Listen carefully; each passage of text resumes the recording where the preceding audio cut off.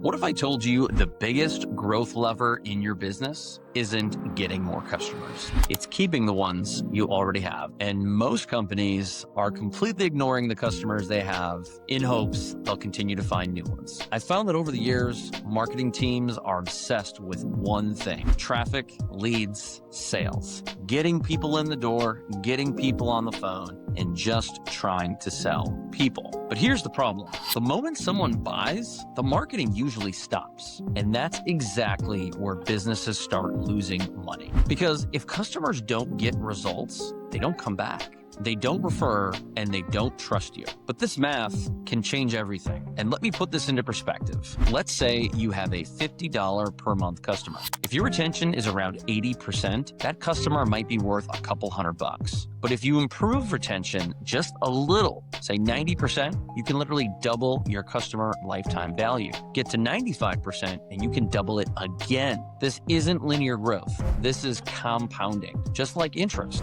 which means the businesses that win aren't always the ones with the best ads or the biggest budgets. They're the ones with the best experience after the sale. So what does that mean? Well, they communicate with their customer. They build relationships. They focus on other things outside of just conversions. Well, here are 3 things that actually drive retention. Number 1, if your product or service doesn't deliver on what you promised, nothing else matters. Marketing will have gotten them, but the results are what make them stay. And that is really important, that we are selling a product that we believe in and selling a product that actually makes a difference. And if you're not doing that, it's time to up your game or up your products. Number 2, oftentimes it's friction. Why are we making things so much harder than they need to be? We don't have to make the website longer for more scrolling. We don't have to make people register to check out. We should be making things easier, like Amazon, where you can just tell Alexa to order you a box of crayons and it shows up the next day. There are so many little tactics we can do with our marketing to make things easier,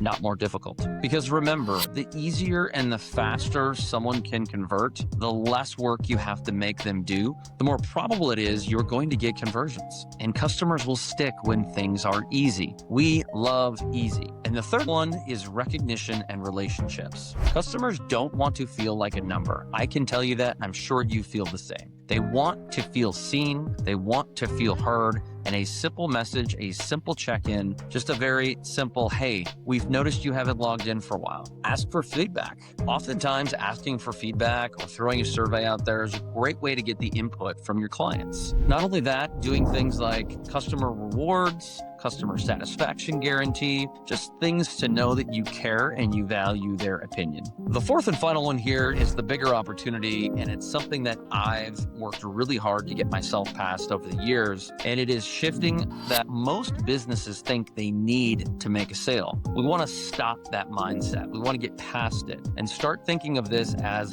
creating results, because when customers win, they stay longer, they spend more, and they spread the word. And guess what? When those things happen, they become your best marketing channel. And word of mouth beats everything every single time. Because when your product is successful and when your customers are successful because of your product or service, they will sing your praises. And oftentimes the businesses that I'm working with, their number 1 channel for new business is referrals. But they only got it because they took care of their customers. Good customer service, good product, good guarantee, quick communication, quick response time. Those are the things that people care about the most. Tell me if I'm wrong. So if you're looking for growth, try to get past the mindset of thinking about sales and transactions. Because if that's how you think, that tends to be how you talk. And if you talk the way and act that way, it'll be very unappealing to a lot of your consumers or prospects. Ask yourself instead, how do we make things that we have more successful? How do we make things we have